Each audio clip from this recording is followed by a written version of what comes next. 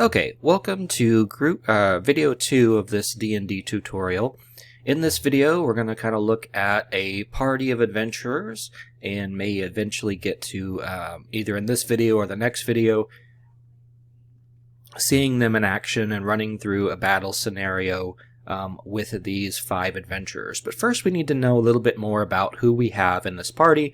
We're also going to look at how D&D Beyond kind of works with your character sheets. Now, one thing that I didn't mention before is if you want to run a character a traditional way, and you want to print out their particular sheet after you've built that character, you can actually go and do that by clicking on Export to PDF. And so you can then export your PDF and print it off, and it'll give you all that information like if you had filled out by hand your file or your character. So we can actually look at what that looks like here. So here it looks just like the regular sheets, but it fills in all of the information for you as though you had filled it out on your own. So if you want to print one out and put it on here, you can do that. If you were like to do one in person and didn't want to use the app or didn't want to use the actual internet. But what's cool about the actual D&D Beyond is it has a lot of neat little features that you can use to have to keep from having to keep track of things. It kind of keeps track of stuff for you. So the first thing we want to do here is let's look at, of course, our character breakdown here. So you kind of remember from the last video, we created this dwarf named Rurik Baldric. He's a dwarf cleric, and these probably are a little bit higher scores than you may have remembered from that creation. This is a different build of Rurik that I had, that I'm using. And so we've got Rurik here, and I might actually need to move his dexterity around here. So we're going to change Rurik's dexterity, see if that affects his, I believe that's going to affect his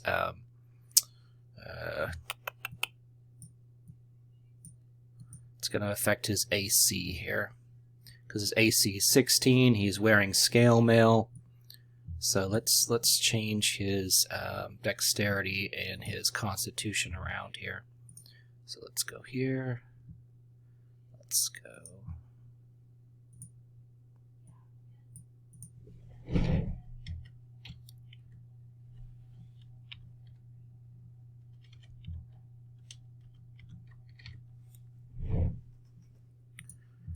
Let's see what that does.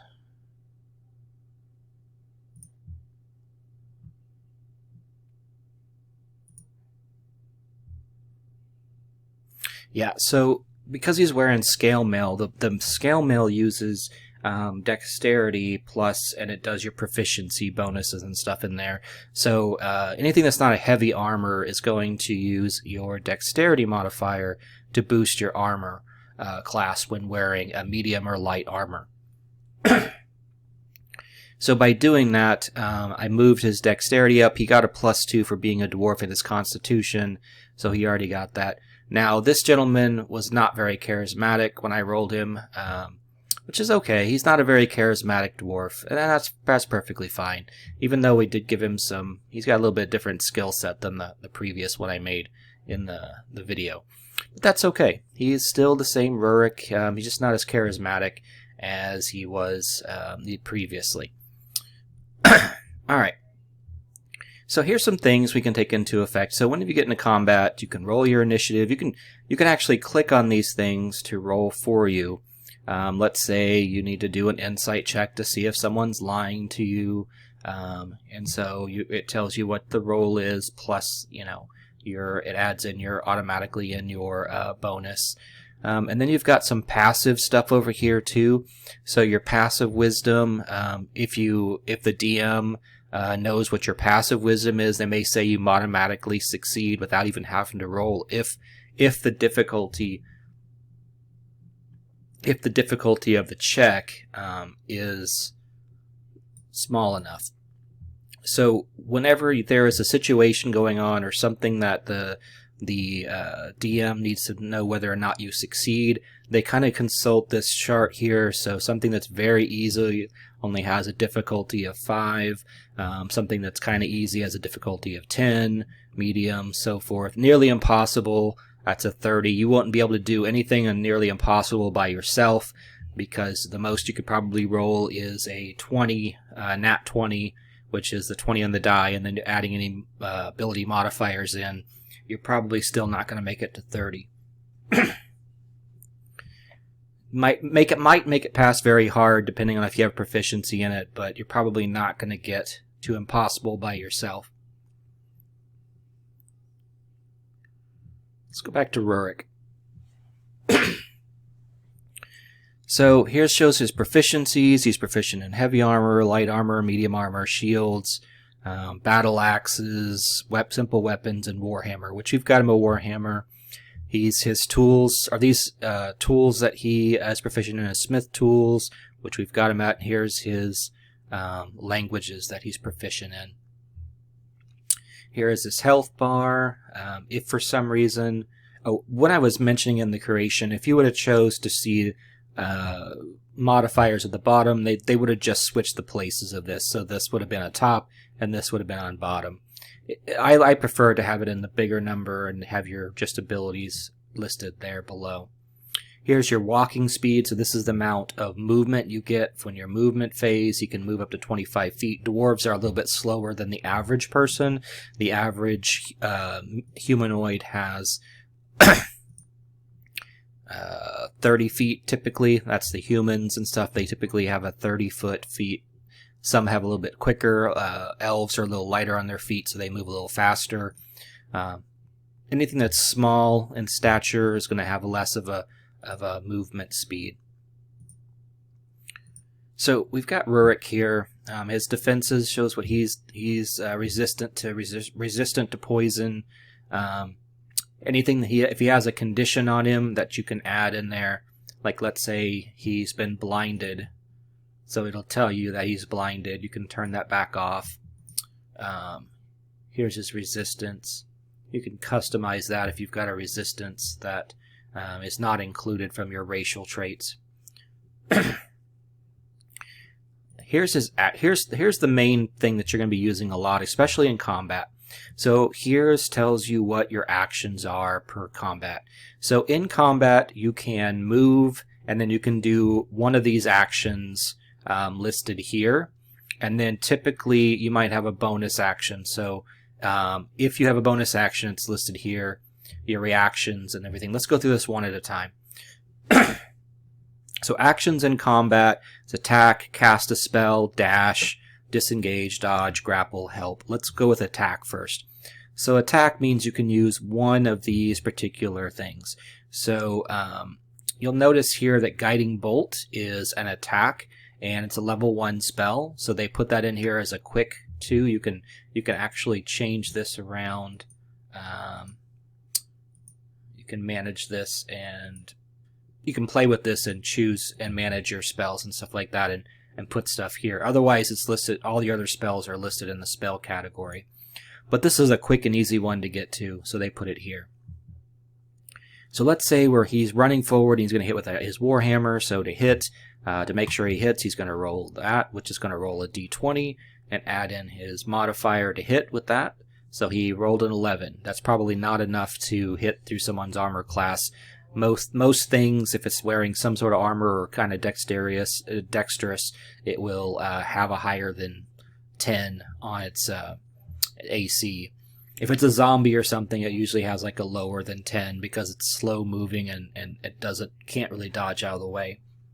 If it's really big, sometimes it's got a really low dexterity too, and it might have a low armor class.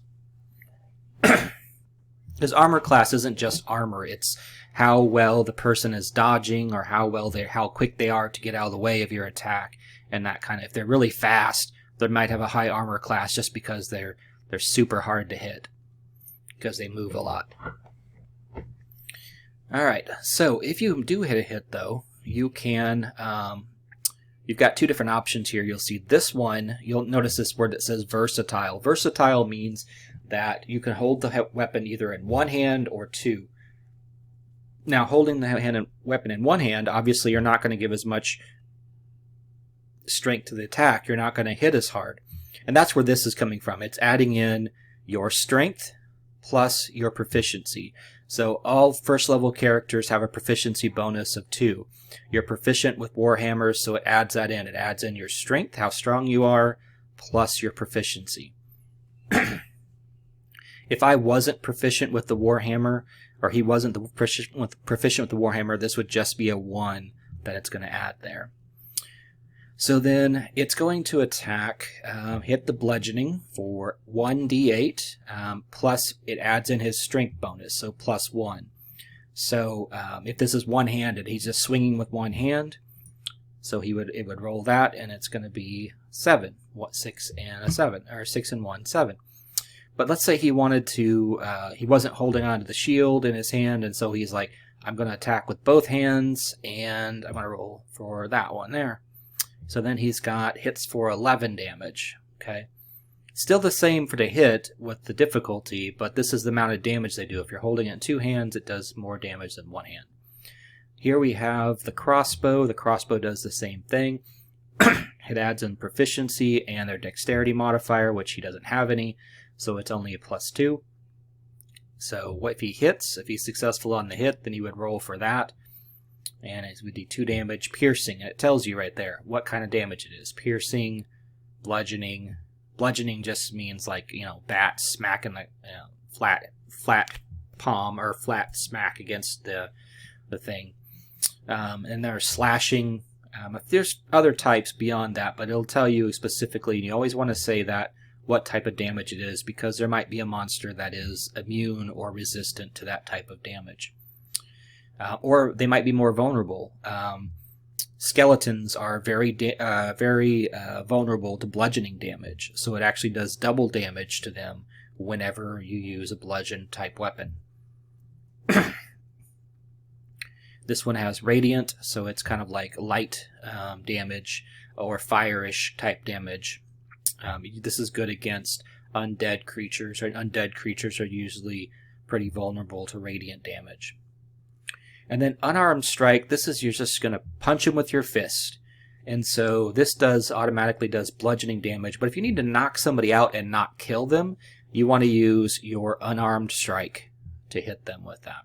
But it only does ever 2. There's nothing it does beyond this default damage here.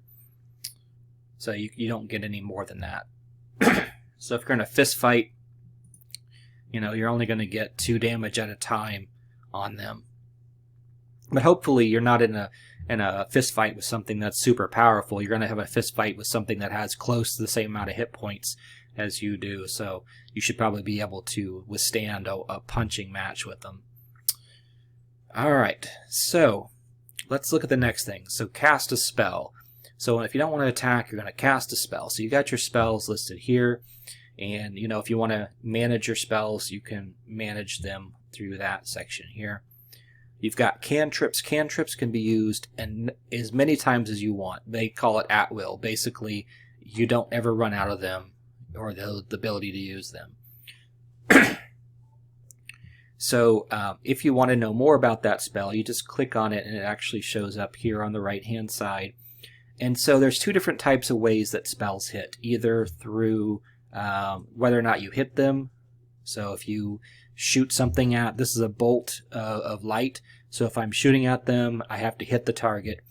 Other stuff, they have to actually, it kind of hits the area and then it's up to the monster or whatever you're attacking to avoid damage from your weapon. So you're not actually hitting them, you're hitting an area that they're in, and they have to get out of the way of that particular spell. And so that's the same here. So it says that they have to make a dexterity saving throw, see if they're fast enough to avoid full damage from this particular spell. And so they take the target must succeed on a dexterity saving throw or take 1d8 radiant damage.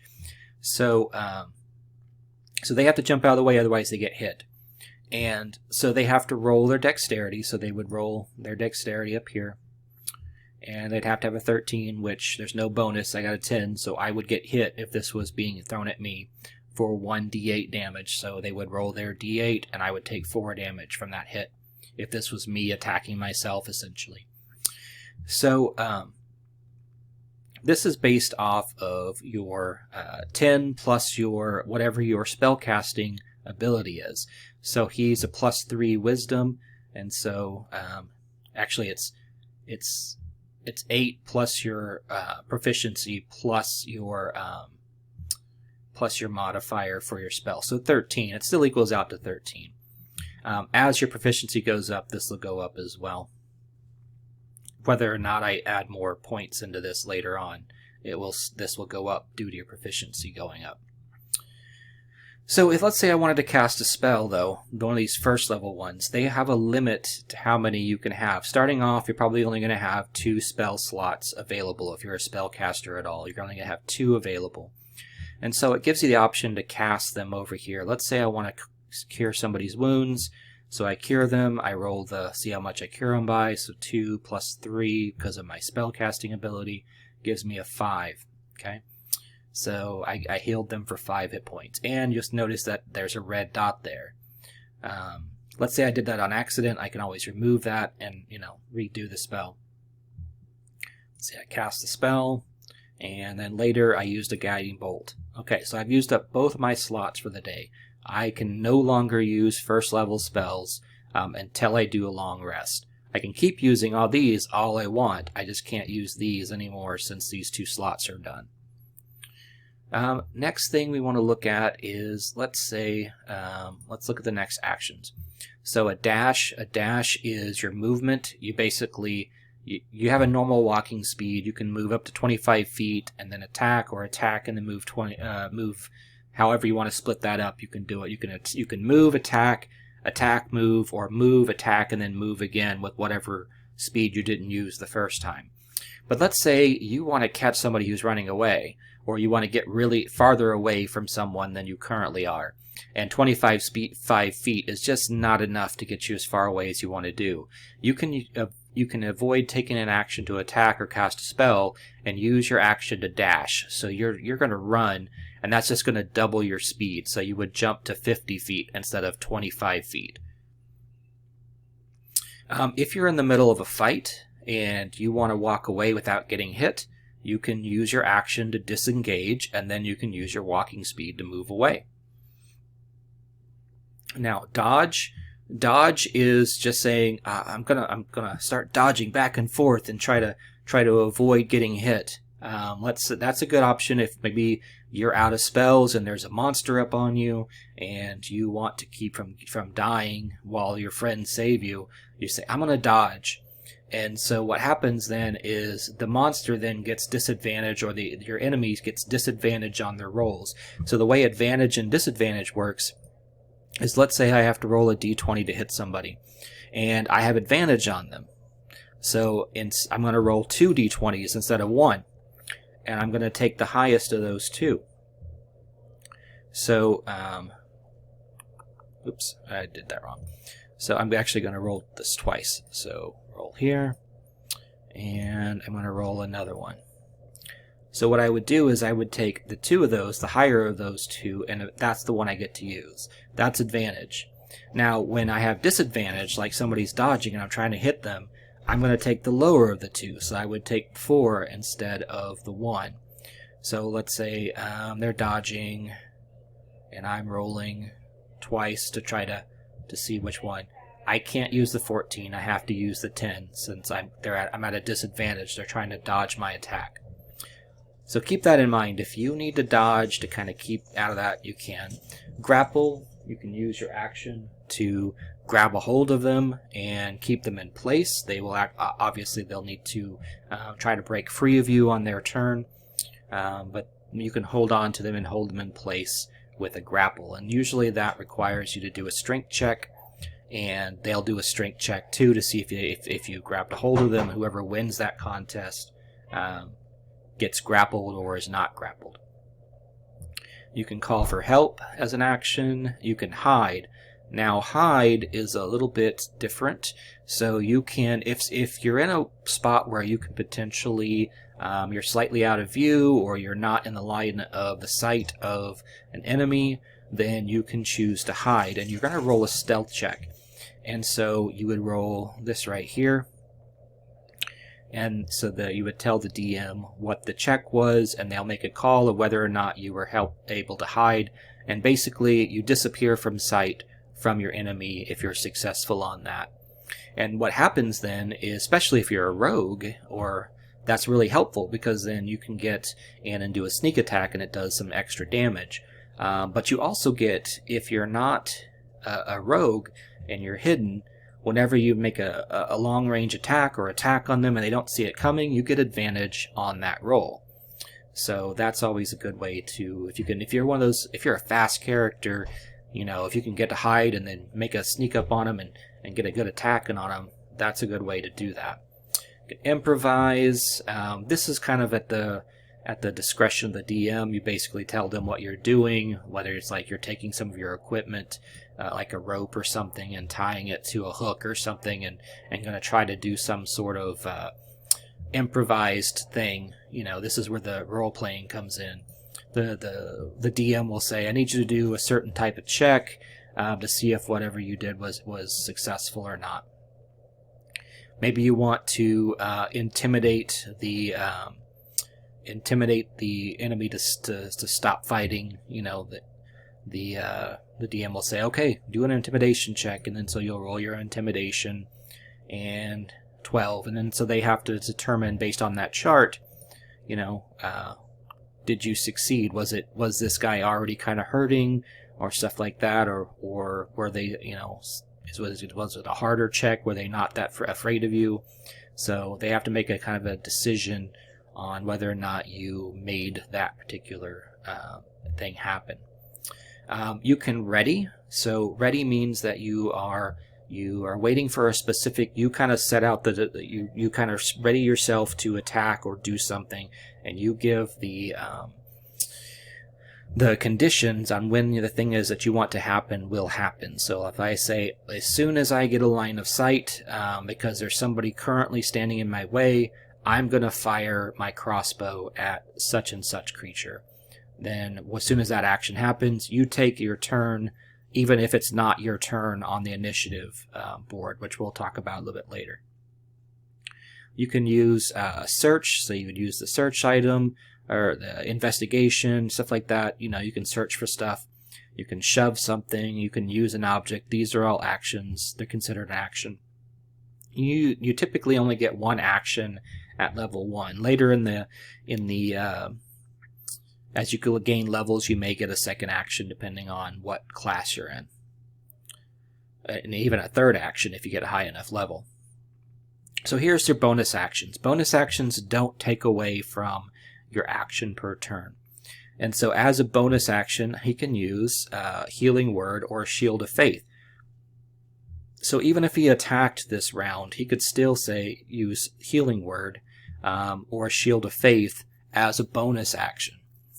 He can also use 2-weapon fighting. So almost every fighting type character can use 2-weapon fighting. If you have a weapon in both hands, you can choose to use both weapons. Now the thing about that is, when you do that, only one of the weapons, the first one you use typically, let's say you have 2 battle axes, only the first weapon gets your bonus.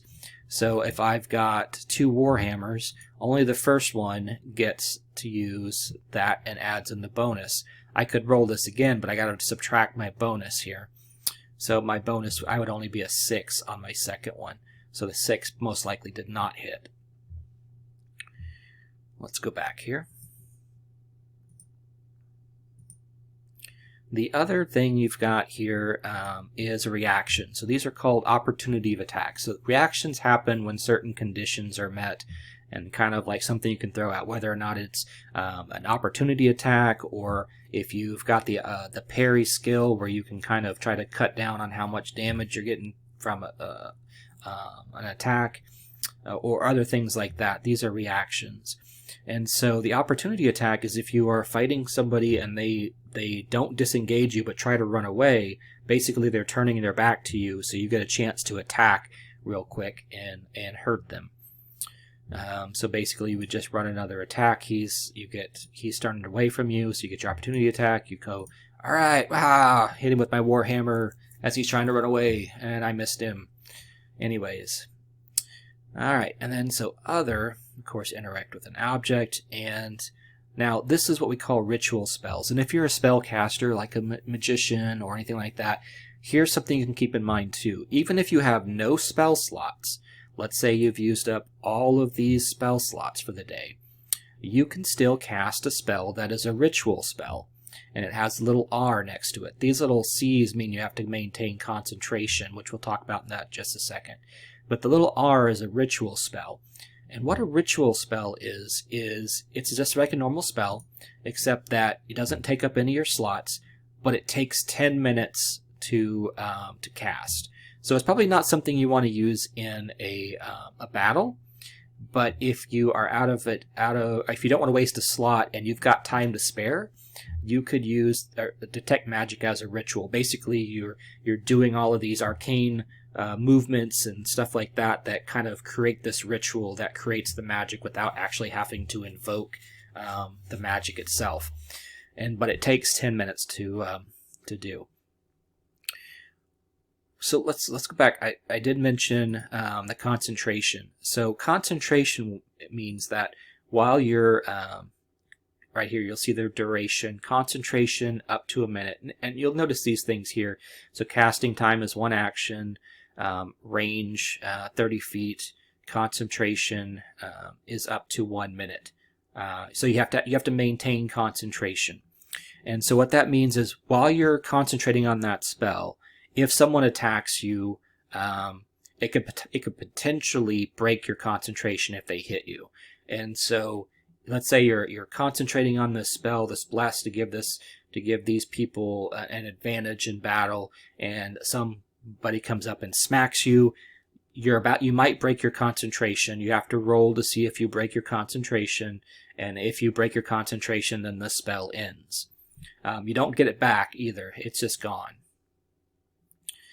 Let's see. And so sometimes you have, if you're like a warcaster or other types of classes, feats and stuff like that, you might be able to have advantage on the roll to see whether or not your concentration was broken, because you might have a stronger will.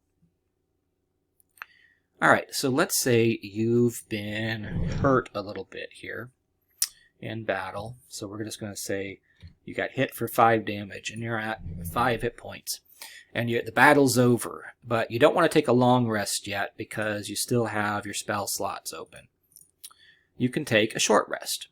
So a short rest has some different things here. So you have some options. Reset maximum. So you want to rest until you reach the maximum hit points. Or you can use your hit die here. So your hit die, for every level you get a D8 for your hit die. And so at first level, you're only going to have 1. So it's going to roll a 1d8 and add in your Constitution modifier to see how much you take. Actually, I guess you got to roll that. It's not going to roll it for you. So let's say I roll a d8 and 4, so I would get a 6. So that would heal me all the way up. Okay. And so my short rest, I've already taken my short rest. Boom. So, okay, it's taken. So I notice that's gone.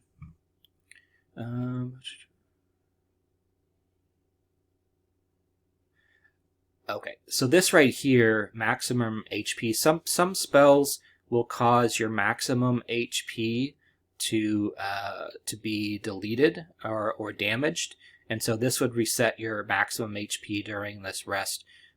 So that can help. That can happen when you certain things will help you.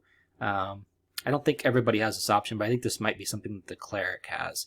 They can do that. Everybody else typically has to take a long rest to reset stuff like that.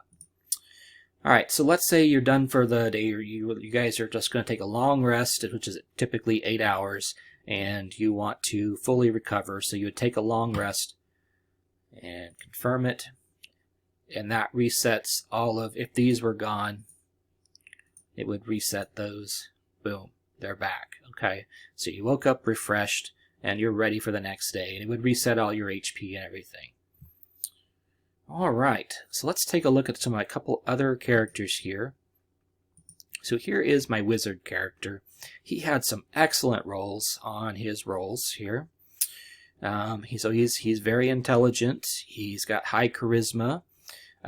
His dexterity is pretty high.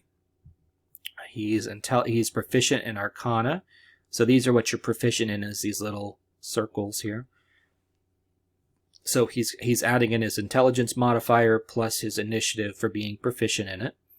Or not his initiative, his proficiency bonus for being proficient in it. He's very proficient in deception, as that's his charisma and his proficiency.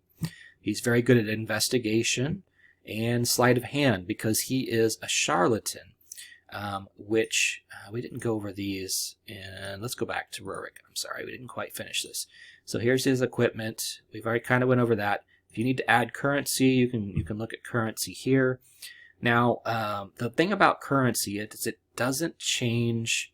If I need to give somebody a copper, it doesn't change automatically from gold down to copper. But you'll notice here that these show the increments. So copper's the lowest form. It's like the penny of this universe. And so you've got silver, which equals 10 copper for every silver. 5 electrum equals 10 or 5 silver, so that's 50 copper for 1 electrum. And 1 gold equals 10 silver, so that's 100 copper for each gold.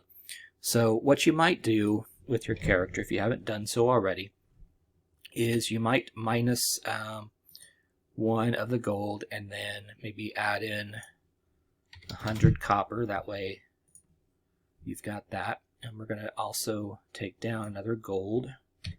We're going to make a little change here. So we're going to add in 10 silver. And we're going to do 1 more gold here. Add in another 5 silver. Actually, no, what we're going to do is we're going to add in 2 electrum, because it's 2 electrum for every gold. So now we've got a little bit of change to work with in case we need to take a copper or something. So we're going to remove a copper because we gave someone a copper coin. We'll just give that back. Okay, I got a little change there. Here's where your weight is. It currently says you're unencumbered. I'm not sure what the maximum weight is. I think it has to do with however strong you are. But currently we're unencumbered. And so here's some features and traits. This goes over basically what we learned about the character in the setup, and it just tells you you've got dark vision. You can see in the dark. You've got your dwarven resilience, so you have advantage on save throws against poison. You really want to remember what's on this page, so you might have to look at it a few times if necessary. You have proficiency with heavy armor, so I could wear heavy armor if I get it. And tool proficiency, smith tools, stone cutting. Got to remember that too in case we run into any type of stone cutting stuff. And dwarven toughness. So I need to make sure I add in the extra 1 to my 8 hit point maximum, which I don't think I adjusted this one correctly.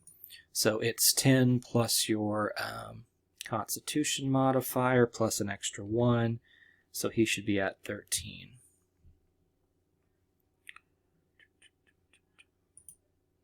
Okay, so his is 13. Because he gets the extra 1, and it goes up an extra 1 every time he goes up a level. So not only will he go up 1d10, but he will all go up 1d10 plus 2 plus an extra 1. So 1d10 plus 3 every round, or every time he goes up a level. We'll talk more about that if I get to the point of going up levels. And then here's your description of your character. Gives all your characteristics about your character, your personality traits, ideals, just in case you forget what it is that motivates your character. they're listed here in the description. Any notes you've made are also here, and you can add those at any time. Add to your backstory at any time just by typing it in there. And any extras that might have, I'm not sure what extras you would have, but it's there as well. Let's go back to our wizard. So here's our wizard. He has a number of spells, so this is important for wizards. So he can have up to 3 cantrips, which he has 3 plus thaumaturgy, which he got automatically for being a tiefling. So that one was automatically added in there. And then he has the ability to have up to 5 spells already, okay, that he knows. But here's the thing. He only can have so many, these are all the spells that he knows, but he can only have so many prepared at a time. So the wizard, even though he's got this book full of spells, he can only have so many of them at the ready, knowledgeable in his hand. Now that doesn't mean that he can't cast others as rituals, which take 10 minutes, but he can only have so many ready to go at an instant's notice, because it's just too much to know every single incantation that's in his book. So whenever you do have to do is you have to prepare your spells. So currently, since I have 8 and 8 spells, all of my spells are prepared. But let's say there was another one I could add. I could prepare my other spells. Let's say I'm learning new spells here, right? And let's see, I learned a new cantrip right there, okay? So now I have a total of 9 spells.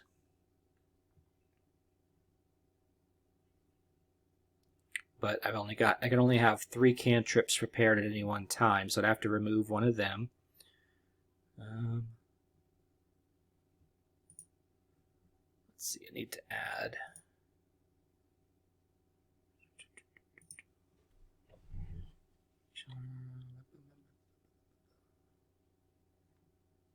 Did I add a cantrip? Oh no, I did. It automatically added it. So when I learned it, it automatically prepared it for me. So I could choose to, the cantrips, you don't have to prepare those, so that's not an issue, it looks like. No, I guess it is, because it did put 3 there, plus my thaumaturgy from being the tiefling. So I would want to, let's see, I want to take off Acid Splash, and then I need to get back my other one.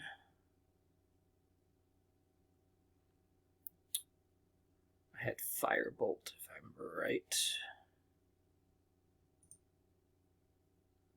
There we go.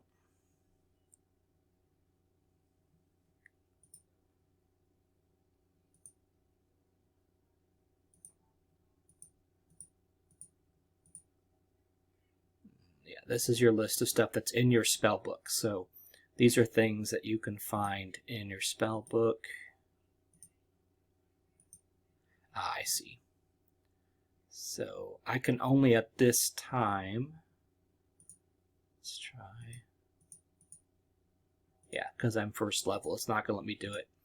But once I do get to the point where I can start learning more spells, or I just can't have more cantrips, I can have more spells. Let's see, we're going to add Disguise Self. So now I could go to my spell book, since I've only got so many slots. You'll notice this one isn't prepared. So the Disguise Self is not prepared. I'd have to unprepare one of the other level 1 spells to add in Disguise Self. So let's remove that one. And remove. All right. And here's his features and traits. So he is a tiefling. His name is, of course, Astaro Sorrow. And he has dark vision, like the dwarf does. He's got hellish resistance. Basically, he's resistant to fire. And he's got an infernal legacy, which gives him that thaumaturgy cantrip. It's a pretty interesting spell. It's more of an intimidation thing than really used for anything else. And his charisma is his modifying or casting ability just for this particular thing. Everything else is going to be using his intelligence. For this particular spell, he has to use charisma. His description. Here's a little bit about him. He's a chaotic good. He does worship Avandra, the goddess of luck. He's 35 years old. Sarcasm and insults are his weapons of choice. He cheats at games of chance because he's under the charlatan background. His ideals is fairness. I never target people who can't afford to lose a few coins, which makes him a little bit lawful. I should put him under lawful, but that's okay. This should match your chaotic. I need to actually change that then, because it should match this alignment. The bonds. I swindled and ruined a person who didn't deserve it. I seek to atone for my misdeeds, but might never be able to forgive myself. His flaws. I'm convinced that no one could ever fool me the way I fool others.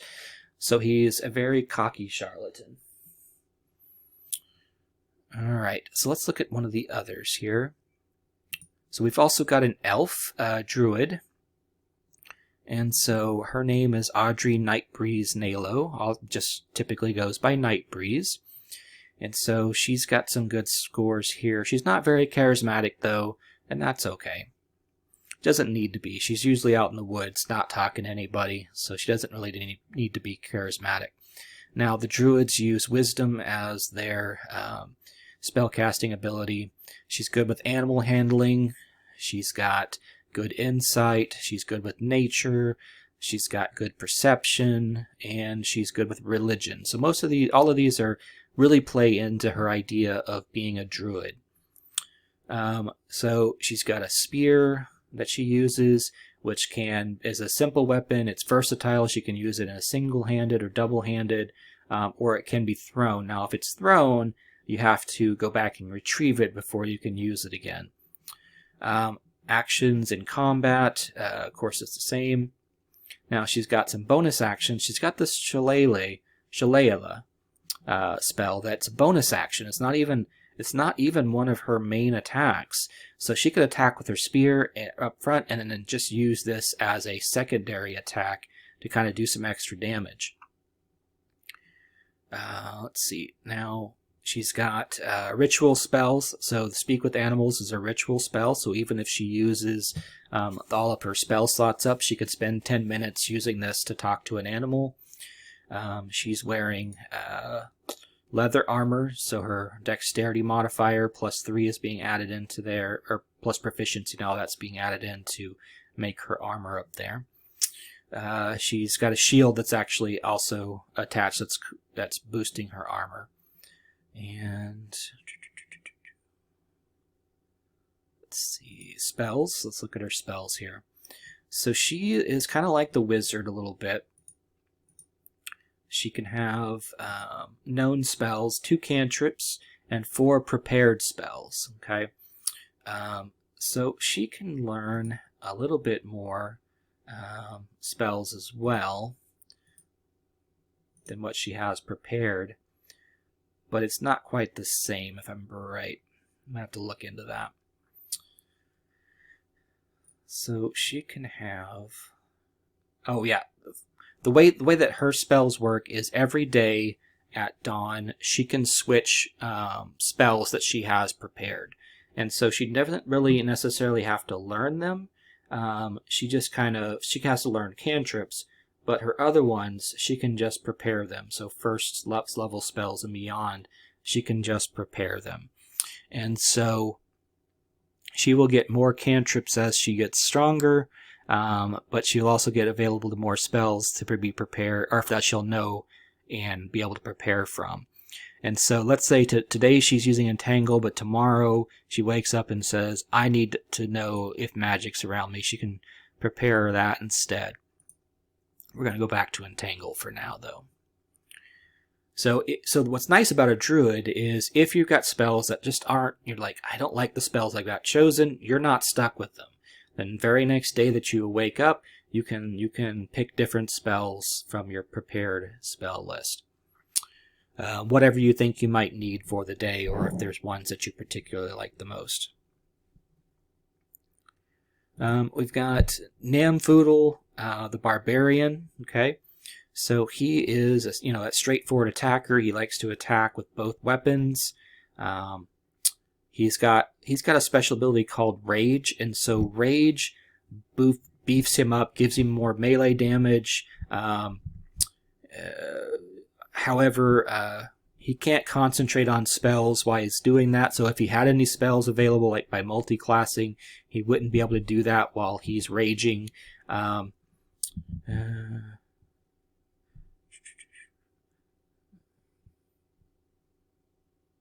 There is a condition here. If you get knocked unconscious, your rage ends early, and so forth. You can choose to end your rage. He gets 2 of these per long rest. They only last for 1 minute. Now, that's 10 rounds in a fight. So each round is going to be about 6 seconds in a fight. And so you can go for a minute or 10 rounds with Rage. Hopefully you've killed whatever you're fighting with long before 10 rounds comes around. Armed strike. So he gets a little bit of extra damage with his unarmed strike. And so instead of a 2, he's a 3 on that. So he gets to give a little bit of extra punch to his modifier, or to his unarmed strike. Let's see, anything else he's got that's important? Let's look at his features here. So he is a gnome, so he's got cunning. You have advantage on intelligence, wisdom, charisma, saving throws against magic. So if magic is used on him, he's got, and usually it requires, magic used on him requires usually some of these, like the charm magic and other things will require any kind of magic that is doing something to you that's beyond fire or straight up damage requires usually one of these things that mess with your mind or try to charm you or try to distract you. All use these saving throws you have to make. So dark vision has a dark vision. He has a little bit further dark vision than the normal 60 feet. He can actually see up to 120 feet with his dark vision. He's got stone camouflage, so he has advantage on that stealth check to hide. And whenever he's in rocky terrain, he automatically gets an advantage on that dexterity stealth check,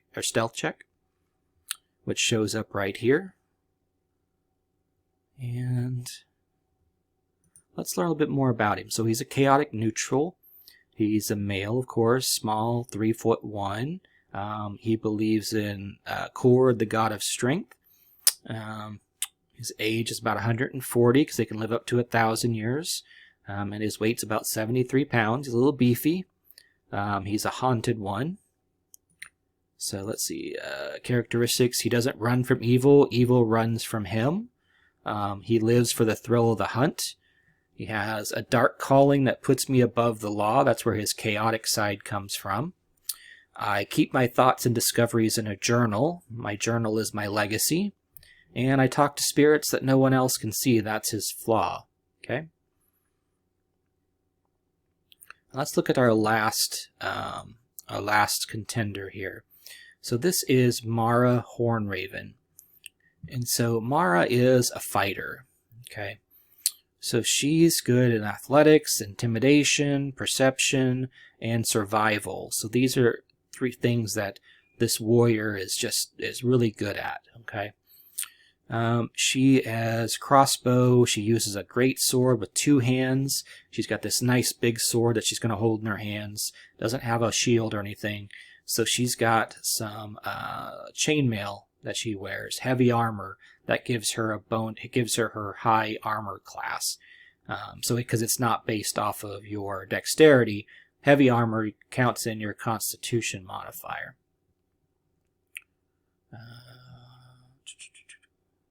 No, it adds in. Okay, no, it adds in your proficiency. So proficiency plus the high armor class 16.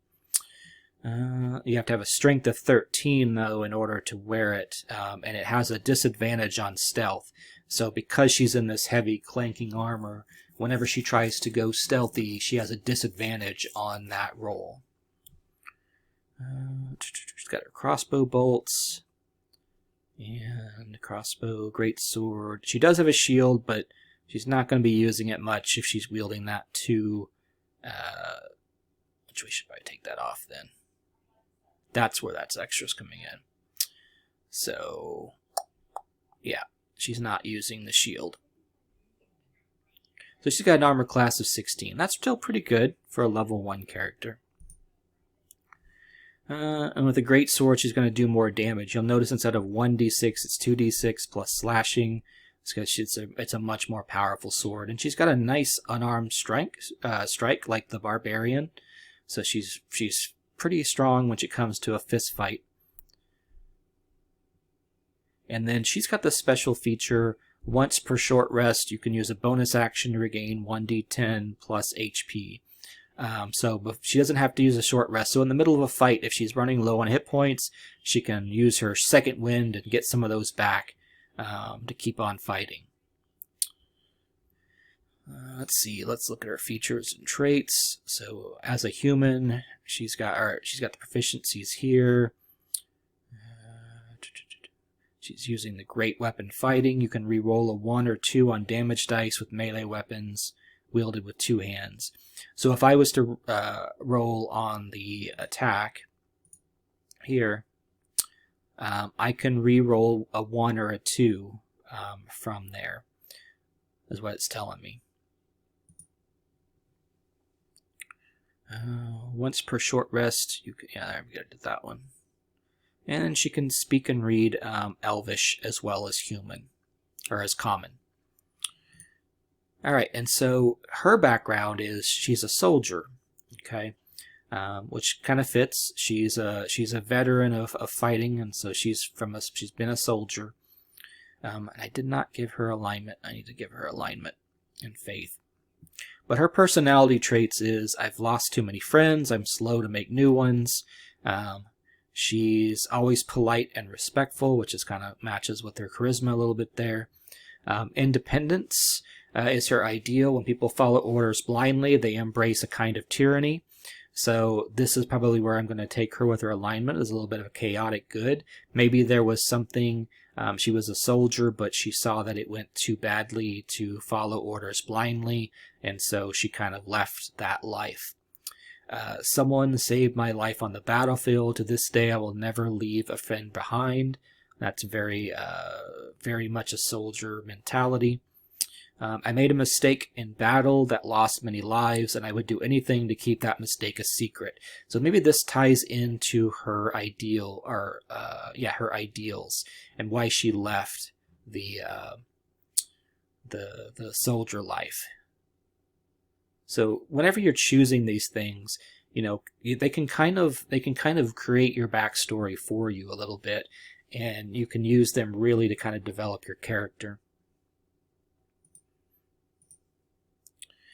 All right, so that is our 5 players. In the next video, we'll do a little bit of combat training. All right.